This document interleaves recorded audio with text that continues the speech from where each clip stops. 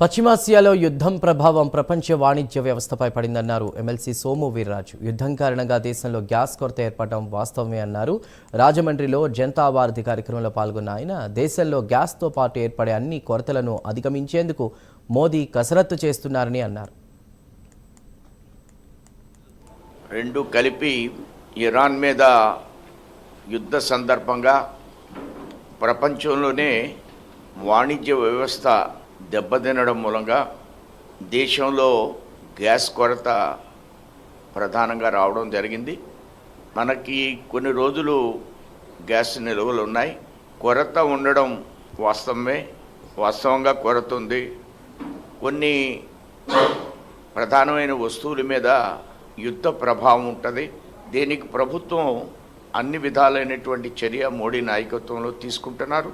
దీని మీద ప్రజలు ఏ విధమైనటువంటి ఆందోళన చెందవలసినటువంటి అవసరం లేదు. సిఎన్జిని కూడా ఆల్టర్నేటివ్గా వాడాలా అనే గట్టి ప్రయత్నాలు కూడా జరుగుతున్నాయి. ఈ విధంగా గ్యాస్ కొరతను కానీ మరి ఏ విధమైన కొరతలు కానీ మనకున్నటువంటి ఇంటర్నేషనల్గా ఉన్న వివిధ దేశాలతో ఉన్నటువంటి